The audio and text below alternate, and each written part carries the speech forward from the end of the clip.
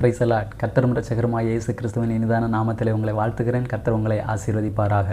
இந்த இனிய நாளை காண செய்த தேவாதி தேவனுக்கு ஸ்தோத்திரம் உண்டாவதாக. யோவான் எழுதின சுவிசேஷம் 8வது அதிகாரம் 36வது வசனம். ஆகையால் குமாரன் உங்களை விடுதலையாக்கினால் மெய்யாகவே விடுதலையாவீர்கள்.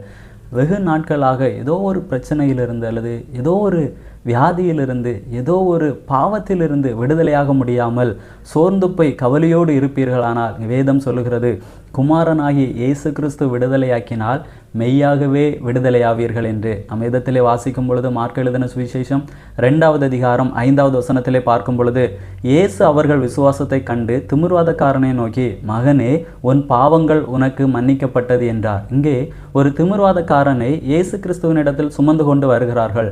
அவர்களுடைய விசுவாசத்தை பார்த்து இயேசு சொல்லுகிறார், உன் பாவங்கள் உனக்கு மன்னிக்கப்பட்டது என்று சொல்லுகிறார்.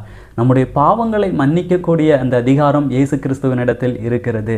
அதே போல லூக்கா எழுதின சுவிசேஷம் 13வது அதிகாரம் 11வது வசனம் முதல் 13வது வசனம் வரை பார்க்கும் பொழுது, அப்பொழுது 18 வருஷமாய் பலவீனப்படுத்தும் ஆவியை கொண்ட ஒரு ஸ்திரீ அங்கே இருந்தாள். அவள் எவ்வளவு நிமிரக்கூடாத கூனியாய் இருந்தாள். இயேசு அவளை கண்டு தம்மிடத்தில் அழைத்து, ஸ்திரீயே, உன் பலவீனத்தினின்று விடுதலையாக்கப்பட்டாய் என்று சொல்லி அவள் மேல் தமது கைகளை வைத்தார்.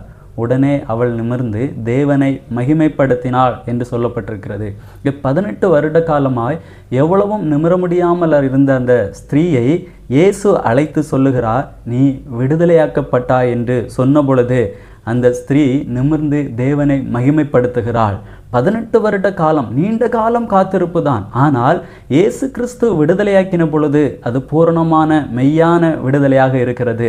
அதே போல தான் நீண்ட காலம் நாம் காத்திருக்கலாம். ஏதோ ஒரு பலவீனம் அல்லது ஏதோ ஒரு பாவத்திலிருந்து வெளியே வர முடியாமல் நீண்ட காலமாக காத்திருக்கலாம். ஆனால் இயேசுவினிடத்தில் வரும் பொழுது இயேசு கிறிஸ்து நமக்கு ஒரு விடுதலையை தருவார்.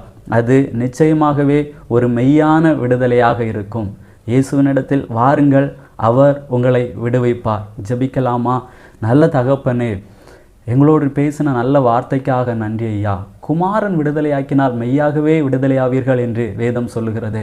உங்களிடத்தில் வருகிறவர்களை நிச்சயமாய் நீர் விடுவிப்பீர். அந்த விடுதலை மெய்யான விடுதலையாக இருக்கும் ஐயா. உங்களுடைய சமூகத்திலே விசுவாசத்தோடு வருகிறவர்களை கர்த்தர் விடுவித்து ஆசீர்வதியும், பெரிய காரியங்களை செய்வீராக. இயேசுவின் நாமத்தினால் ஜெபிக்கிறோம் நல்ல பிதாவே, ஆமேன்.